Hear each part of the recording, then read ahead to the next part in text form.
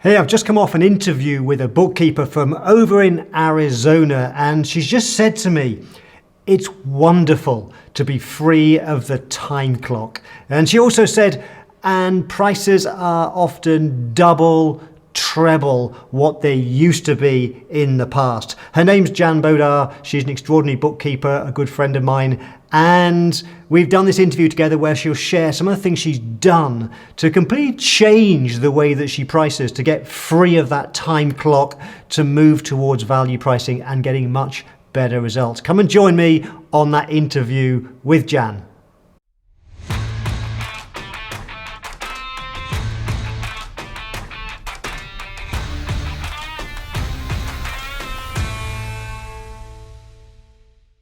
Hi Jan, it's great to see you again, and great to get a chance to catch up because I know you've been doing some extraordinary things, and I'm looking forward to hearing about those the amazing things you're doing, the successes with pricing. But first, just by way of background, tell us a bit about your practice, the size of it, where you're based, just a bit of background. Great. Well, we are based in north central Arizona, near Sedona, in what's called the Verde Valley. And right now it's starting to get green again because we're getting some rain, so that's good. And our practice is called eBOOKs. It's just Michael and I, my husband and I, that run it here at home. And it's all virtual for the most part. I do visit my clients from time to time whenever I can, just to keep the relationship good and be able to check in on how their actual physical business is running. Then I've been in bookkeeping for since 1976 in the bookkeeping world. And so I've seen a lot of changes, and I really like the new way of doing things with being online and being able to access the client's files through QBO, which is what we use mostly, but we still have some QuickBooks desktop clients. I am an advanced certified QuickBooks Pro Advisor, actually since 1999. So we are a premium QuickBooks Pro Advisor service for our clients, and they get the top tier support from us and from Intuit when we need to contact them. So that's one of the things. I've been in both private and public accounting over my lifetime, and really, I was trained by a CPA, so for like 4 years, I didn't go to college and didn't get a degree, but life has been good, and been able to do the work, and I've enjoyed it. What else? Let's see. We've got about 24 clients that we work with, both in support and regular bookkeeping.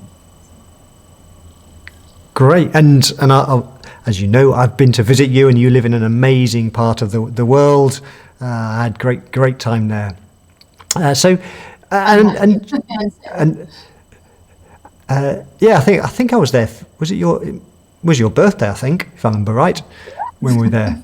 Yeah, and I think we've probably known each other now for something like, I'm going to guess, about 5 years now. Jan, is it? 20, yeah, I met you or was introduced to you back in 2016, I think, at a QB Connect. Started with the BPA in, I think, January, or maybe it was December of 2016, but it was right then in 2017 when I started doing the sessions. With the BPA sessions. Yeah, so it's been a while. It's been a while now, and you have been doing some extraordinary things. But before you joined the Value Pricing Academy, I know that you had some challenges with pricing. What were some of the challenges that you had? What were the difficulties that you were facing when it came to pricing, accounting, bookkeeping services?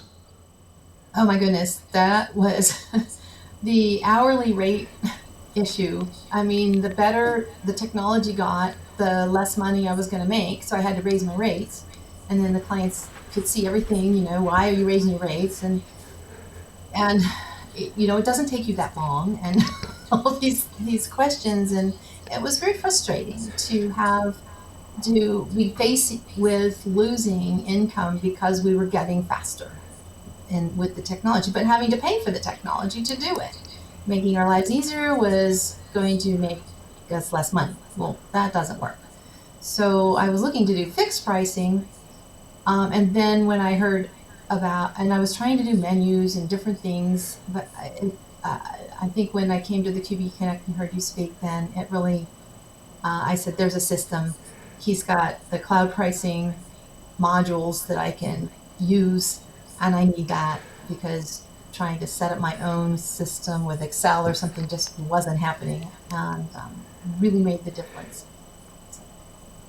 Awesome. And before, I'd love to find out some of the specific results that you've been getting, but before we dive into that, so obviously the challenges you were facing, what were some of the specific things that you started to do? What did you implement to start changing the way that you priced? Well, here's the thing. The problems that I was facing back then are different now from that. You know, those things I implemented based on your teaching for the Value Pricing Academy and getting the menus and then creating a brochure and going to see my clients. So that was in 2017 and 18.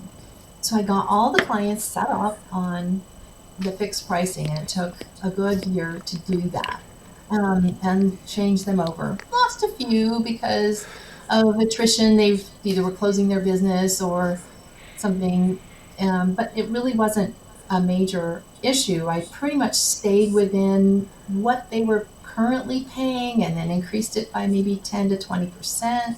So not a big increase, but gave them some extra value. So that's what I did in the beginning. And then I didn't reprice them. And so 1 year went by and another year went by, and then COVID hit. And when I was going to do it. And so, like, some of them, it was 3 years that I hadn't repriced. And my new clients were paying sometimes double what the other ones were. And so I'm like, oh, I have to do this. But now I'm scared. So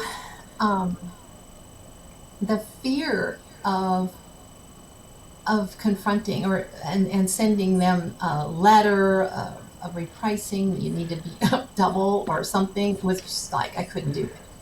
And so knowing that I needed to, I started really focusing on all of the different resources that I've been provided through the academy to build up my confidence. So the first thing was I went back to the library and I watched the videos and I looked at the resources and I pulled out the form that that you had in there. It's called the client grading system.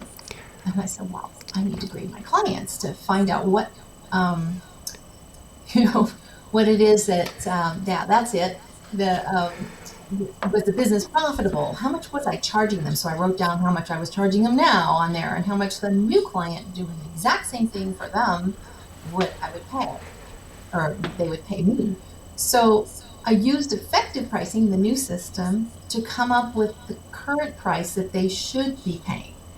And like I said, sometimes it was double or more. And if their scope had changed, then, but I wrote that down next to it. And I used that ABC to really determine which ones do I want to reprice right away, how and how am I going to do that? So, this was not an easy process. It took time because I wanted to do it in 2021, this year, before and get everybody on July 1st.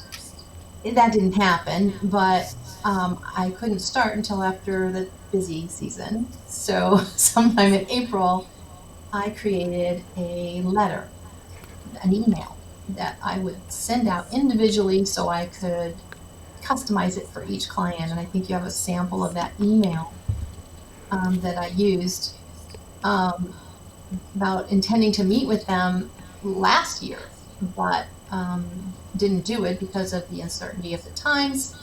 And I did have some clients that lost their businesses through that. So, it made a difference for us as well. But anyway, I wanted to send this letter out to prepare them that they were going to get a phone call from me, and that this is what we were going to need to do together. So I think that helped me pave the way and prepare them. And I had one client that actually emailed me back and said, well, just how much is it going to go up? I said, well, that's why we're going to have this conversation. So let's schedule an appointment. And she did. And we went through her, what she was getting now and what the new price would be. So, but before I got to that point, like I said, the first thing I did was go to the BPA library and really pull out the resources so that would help me do the email and have the conversation and build up my confidence to talk with them and know that I was valuable again, all those things that we kind of forget because we're just doing the work, and then we have to prove ourselves again. We don't want to do that, but it made it so much less stressful for me to get that confidence built up just through watching the videos and attending, because during that time you had some repricing conference or webinars that I went ahead and attended those again.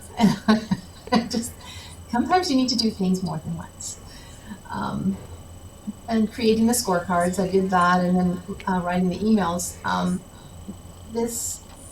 Before I scheduled the meeting, I did use effective pricing to come up with a new price for each of the clients, like I said. And then I used, I wanted to give them probably a discount to the real price, just to let them know. And I wanted to show them what the new client price would be. So I created a menu form. You could bring that one up, with our logo and things on it, and our new packages. We had actually went through our packages and changed them somewhat to what we really wanted to do. Because the first time around, we had some things in there that we really didn't want to do anymore. And so this is what we did for our menu. And I shared this document with, this is an actual client's document that I shared with them. They had been paying about $395 for the full package. So I needed to get them close to the right price. And so we went through the full package again, and they said, that I do need that, and thank you so much for the discount, because they could see what they would be paying. And and that really helped with the conversation. She came away happy, I came away happy, and we're working together still. So, and that was the person who would ask me in the email, well, just how much more is it going to be? I mean, that made me actually so afraid to even call her at that moment. I was like, oh no, what are we going to do? So that was one of them. So I like the idea there, Jan. So what you did is you said you used the effective pricing software. Was that to come up with a price behind the scenes, or did you use that in front of the client? In this case, it was behind the scenes. I didn't want to take her through. She's a bottom line person. She doesn't want to go through a lot of, detail, and I wanted to get to it quickly for her. And knowing her personality was important. But here's the thing. The important thing was, I learned from you, is they've got to have an anchor. And the anchor was the previous price. And if I didn't replace that with a new anchor, then they were just going to compare it to the old price. So having that price at the top, this is what you would be paying. Then they had their new anchor. And the $675 was a good chunk. And if you extrapolate that out over a year, it's even more. So I think they get it, and they got it that way. So. And that's and I love what you did there. It's really very very very clever. So you had the this is what people are now paying, which is, I guess, pretty much almost double what they were paying before. Was it? Did you say $395? And and you showed $675. Since we'd done anything, and I was like, oh, wow, we've really fallen behind. So Then I did go through several of them with the effective pricing where I knew their scope had changed and we needed to do that. So if I had the proposal, once you could probably bring that one up and show what pricing, how I do the pricing in this would be the proposal. So it's kind of the final document. We don't use transactions, number of transactions. We have a scale that we use for their annual gross income as how we start the pricing base. And then we build from there. That helps us because the really small clients, we know they can't afford a lot to begin with, but even but they might have potential to grow. And in this particular case, this nonprofit had started off with a very low price, and we needed to build them up. They actually started out in around a $300 a month. There was hardly any work, anything going on, any activity, much less money for them. But then within the next year, we were at about 740. And this time, though, this year their activity had, not just the activity, but their income had really gone up. So we had to go back through this, and also their payroll. Now they had payroll. They had all kinds of other things that we had to do work orders for throughout the year, and we needed to combine it into this one. And this one actually went to $1,500, from $740 to $1,500 a month. So it was a big win. They understood it. And I'm glad in this case, I actually did it more incrementally. It was a lot easier.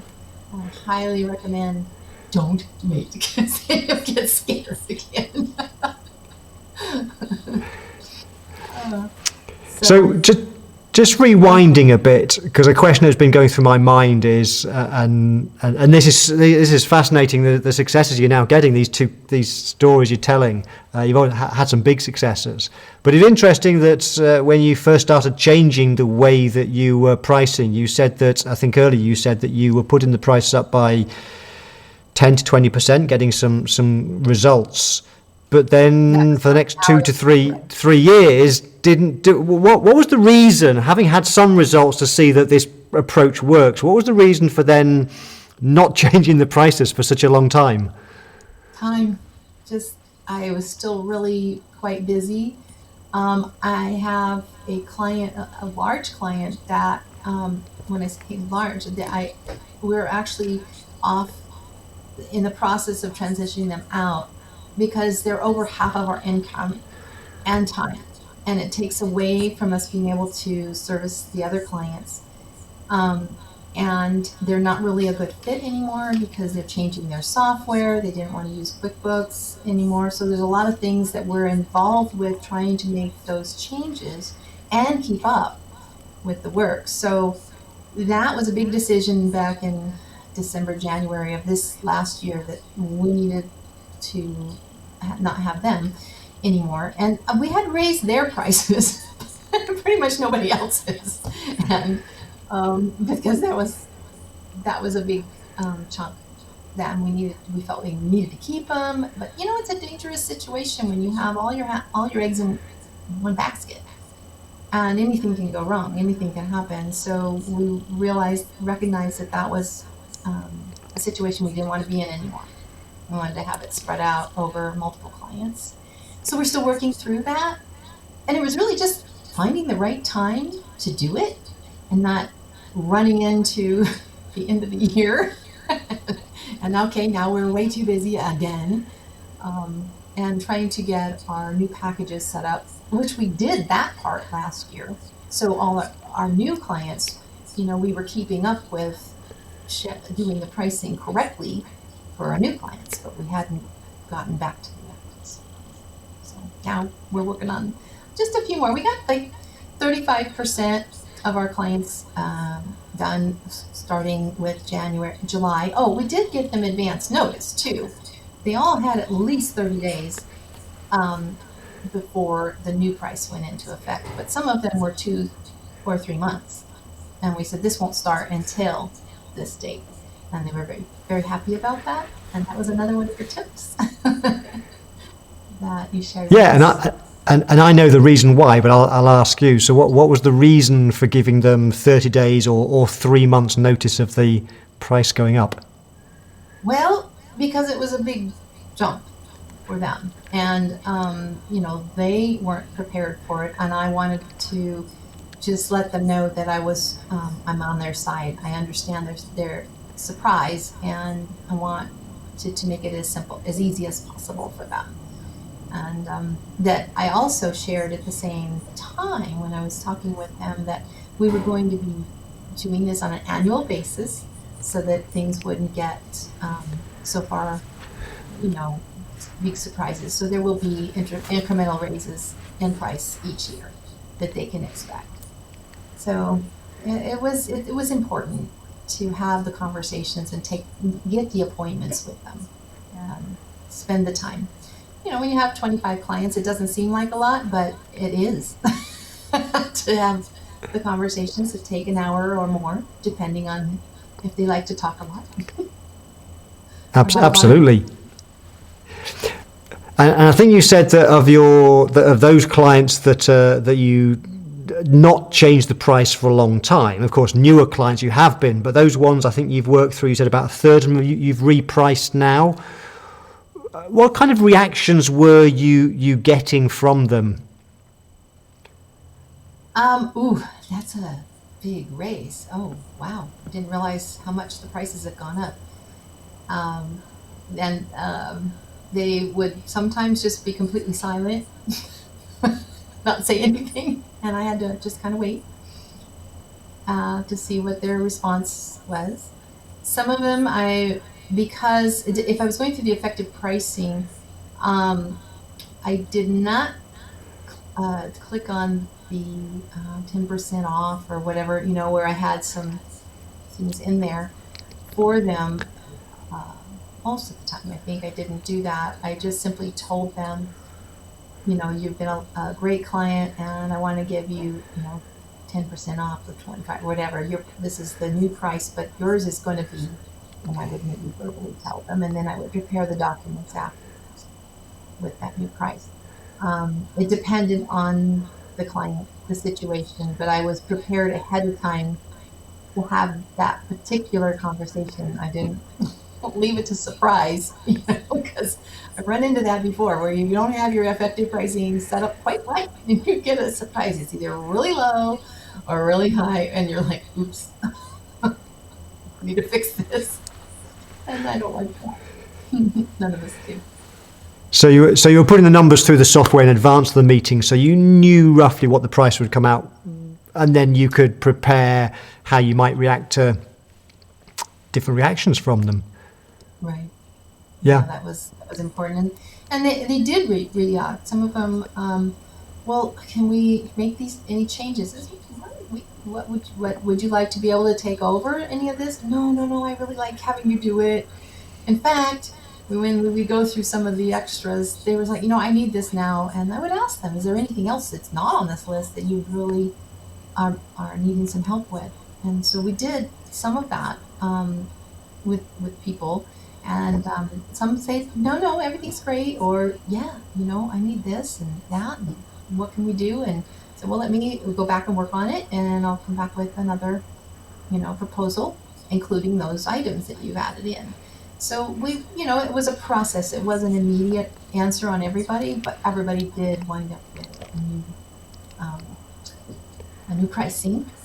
And results-wise, we didn't have any lost clients through the process, which was huge for me, especially because I was so scared. I mean, we're in the process of moving 1,400 miles away, or whatever it is. I don't know how far it is, but anyway, to Texas from here. And when I say we're in the process, the house is being built, our income cannot change unless it goes up because of loans and things. And so you're like, oh my gosh, I can't lose half my income and then not qualify for this house once it's built. and all that. So that was another challenge. And so not losing the clients, that was great. And then our total overall price increase um, was for just 8 clients. We had a 45% increase, which is just those 8 clients. It was about $21,400 a year increased to our income. So that was huge to be able to get that with just 8 of them. So that was a Wow. big win. Yeah, that is, and scary times with, as you say, moving house and building a new place in Texas. So what's the plan?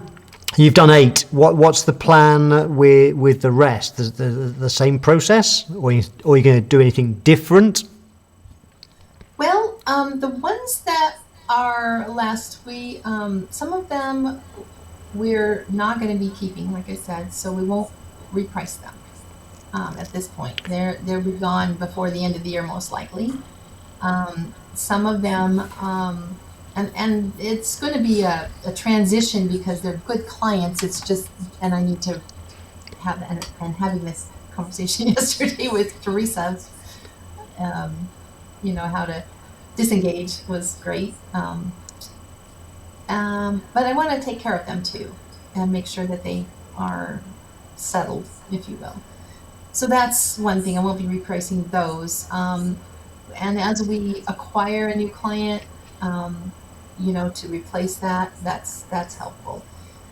Some of them I've already done since that time. I just didn't include them because that just happened maybe this month, where they got a repricing. Actually, just this week when we're kind of in the middle of doing them. One at a time. Some of them will go through the effective pricing, and some will use the documents. But we will use the same process for each one this year. And next year, I'm thinking we might use a repricing letter for some, and make it simple for them, because I had one client that, well, we don't need to meet, just send me the new number. I'm like, no, we need to meet. So that took a while. And then, so we'll probably use the same system for some, and some will send out a repricing, or not repricing, what do you call it? I guess it is a repricing letter, but. Yeah, renewal contract letter. Renewal contract agreement. Yeah. So thinking about your kind of the journey over the last few years, from when you were struggling with pricing to where you are now, how would you sum up the impact of changing the way you price on your results, on your confidence levels? How would you sum it up?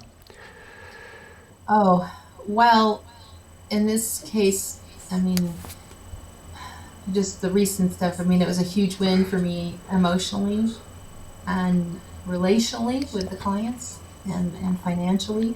It was huge to be able to get through that.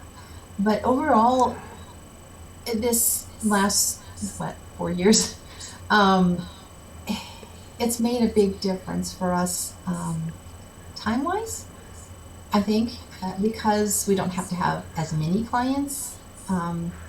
We know better what kind of clients we want to have, and to work with, what kind of work we want to do, as opposed to not, what can we handle, and not having to keep track of the time and calculate it up by the hour, and having the overruns because of unknowns, and the client being unhappy because now it's costing them way more because of our length of time. I mean, those are all conversations that I don't have anymore. And that's wonderful. I mean, it's wonderful to be free of the time clock. So being able to have the conversations up front with new clients is great. Most of them, we just tell them now, we don't price by the hour. We do we'll have a conversation with you and go through. They're great with it. They're like, oh, yay, that's wonderful. Let's do that. And we go through it, and they see the price, and they have no idea what it will come out to.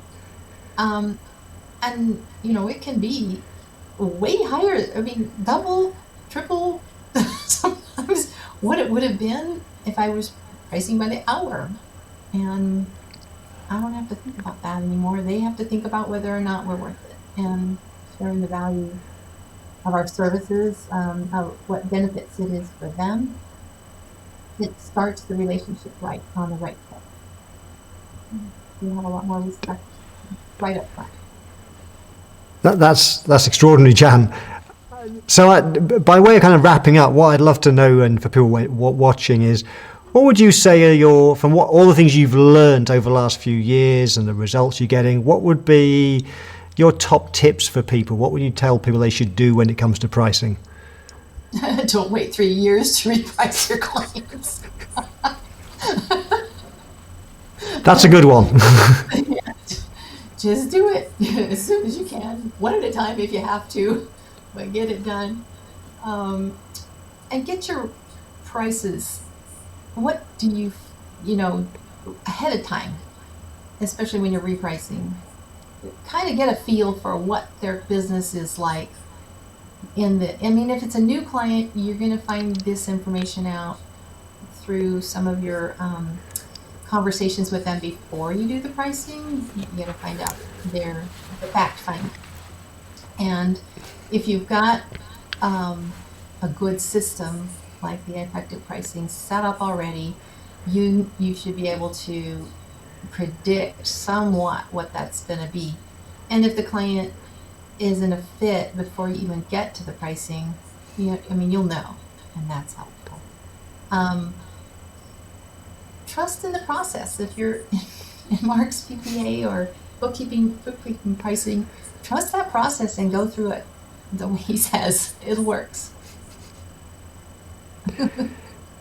Oh, and there's plenty of resources. Don't get those resources. Jan, they're great tips there. Thank you so much for sharing those, and thank you so much for sharing so much stuff about what you've been doing, the challenges, what you've been doing, the results, and it's extraordinary, the changes. It's been great seeing the things that you've been doing as we've been working together over the last few years. So thank you so much for sharing that. Well, you're very welcome. It's been very enjoyable, and I'm glad to help, hopefully give some other people some hope.